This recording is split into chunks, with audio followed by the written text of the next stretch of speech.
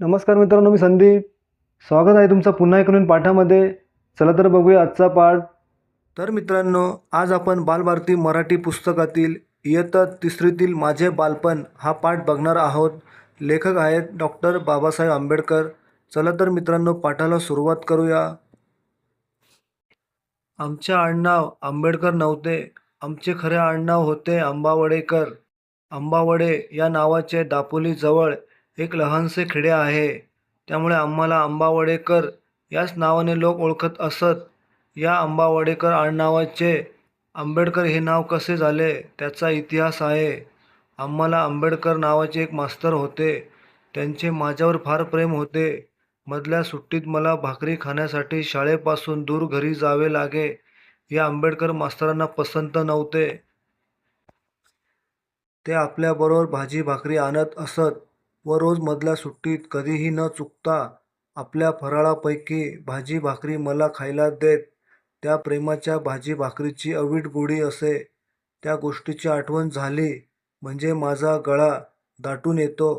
एके दिवशी त्यांनीच मला सांगितले की अंबावडेकर नाव अडनिड आहे, त्यापेक्षा आंबेडकर हे माझे नाव आहे, तेच तू यापुढे लाव. त्याप्रमाणे शाळेच्या हजेरी बुकात त्यांनी नोंद करून टाकली. माझे वडील कबीरपंथी होते. कबीरांच्या शिकवणीचा माझ्यावर फार मोठा परिणाम झाला. कबीर म्हणतात, आधी माणूस बना. जो माणूस झाला नाही तो महात्मा कसा होईल? माणुसकीचे धडे ज्योतिराव फुले यांनीही दिले. माझे वडील मला म्हणत, आपण गरीब असलो म्हणून भिण्याचं कारण नाही. तू विद्वान का होऊ शकणार नाहीस? एकदा मी कोणतीतरी परीक्षा पास झालो होतो. त्यावेळी चाळीतल्या लोकांनी माझा सत्कार करण्याचे ठरवले.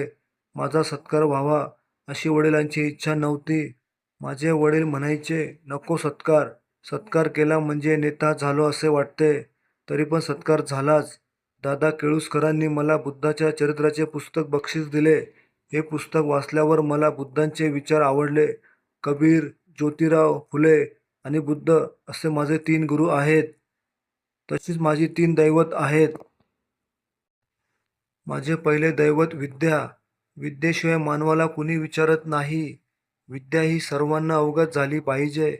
माणसाला जगायचे असेल तर जशी अन्नाची आवश्यकता आहे तशीच विद्येची आहे. माझे दुसरे दैवत स्वाभिमान. मी कण्यांचा भात आणि कण्यांची भाकरी खाल्ली, पण नोकरीसाठी कुणापुढे कधी हात पसरला नाही. भारी पगाराचा मोह धरला नाही. मी माझे स्वतःचे पोट स्वतःच्या कष्टाने भरले आणि समाजाची सेवा केली. तेव्हा माझे सांगणे हेच की लाचारी असू नये. माझे तिसरे दैवत म्हणजे शील. माझ्या आयुष्यात मी कुणाची कधी फसवणूक केली नाही. मी विलायतेला अनेक वेळा गेलो, पण मला कसलेही नको ते व्यसन मी लागू दिले नाही.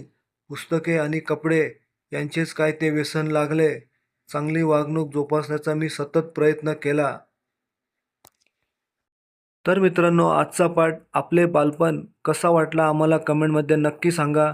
आवडल्यास लाईक नक्की करा मित्रांनो. कृपया चॅनल सबस्क्राईब नक्की करा मित्रांनो. सबस्क्राईब बटन आपल्यासाठी मोफत आहे, पण आमच्यासाठी खूप गरजेचं आहे मित्रांनो. कृपया चॅनल सबस्क्राईब नक्की करा. भेटूया पुढच्या व्हिडिओमध्ये. तोपर्यंत आपले खूप खूप धन्यवाद.